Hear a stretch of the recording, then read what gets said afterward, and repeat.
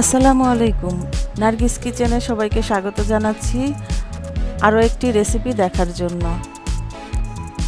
আজ আমি খুবই সাধারণ একটি রান্না করব, তা হলো ডিম দিয়ে ঢেঁড়স ভাজি। এই রেসিপিটি আমি বাসায় যেভাবে রান্না করি সেটি আপনাদের সাথে শেয়ার করব। আশা করি আপনাদের ভালো লাগবে। ভালো লাগলে আমার এই চ্যানেলটি সাবস্ক্রাইব করে পাশে থাকবেন। আর পাশে থাকা বেল বাটনে প্রেস করবেন, এতে করে আমি যে ভিডিওগুলো আপলোড দিব সবার প্রথমে নোটিফিকেশন পেয়ে যাবেন। চলুন এবার রান্নায় চলে যাই। প্রথমে আমি হাফ কেজি ঢেঁড়স নিয়ে ধুয়ে নিয়েছি। এবার ঢেঁড়সগুলো দুই পাশ কেটে ফেলে দিয়ে একটু মোটা মোটা করে কুচি করে নিব। এমনভাবে কুচি করব যেন বেশি পাতলা ও না হয় আবার বেশি মোটাও না হয়। ঢেঁড়সগুলো কাটা হয়ে গেলে একটি বাটিতে তুলে নিব। এখন ওই কুচি করা ঢেঁড়সের মধ্যে 2টি ডিম দিয়ে দিলাম। 1 চা চামচ রসুন বাটা দিলাম। রসুন বাটা ভাজির স্বাদ ও গন্ধ অনেক গুণে বাড়িয়ে দেয়। এরপর দিচ্ছি 1 চা চামচ শুকনো মরিচের গুঁড়া, হাফ চা চামচ হলুদের গুঁড়া, 1 চা চামচ ধনিয়া গুঁড়া, 1 চা চামচ জিরা গুঁড়া, 1/4 কাপ পেঁয়াজ কুচি, 4টি কাঁচামরিচ কুচি, দিলাম হাফ চা চামচ কালো গোলমরিচের গুঁড়া, এরপর দিলাম পরিমাণ মতো লবণ। এখন একটি চামচ দিয়ে সবগুলো উপকরণ ভালো করে মাখিয়ে নিচ্ছি।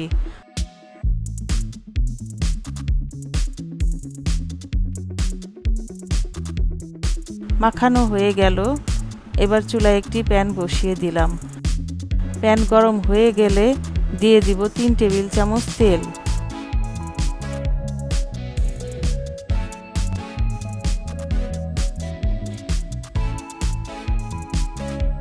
তেল গরম হলে এই তেলের মধ্যে মাখিয়ে রাখা ঢেঁড়স দিয়ে দিলাম।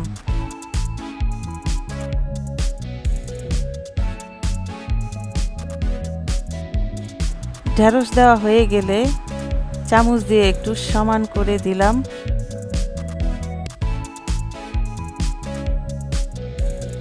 এরপর ঢাকনা দিয়ে ঢেকে দিব অল্প সময়ের জন্য।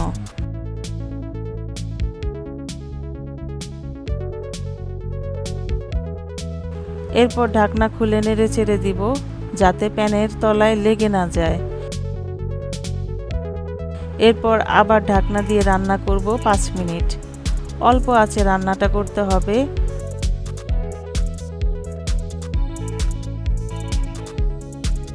ঢাকনা খুলে দেখি ঢেঁড়স সিদ্ধ হয়ে গিয়েছে। এবার আরেকটু নেড়ে চেড়ে চুলাটা বন্ধ করে দিলাম।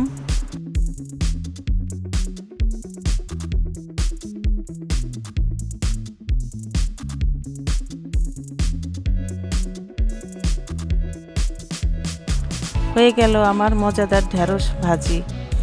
এবার একটি পরিবেশন পাত্রে পরিবেশন করলাম। এই ভাজিটা ভাত, রুটি সব কিছু দিয়ে খাওয়া যাবে। যারা ঢেঁড়স খেতে চান না তারা এভাবে রান্না করে খাবেন, ভালো লাগবে। আশা করি সবার ভালো লেগেছে।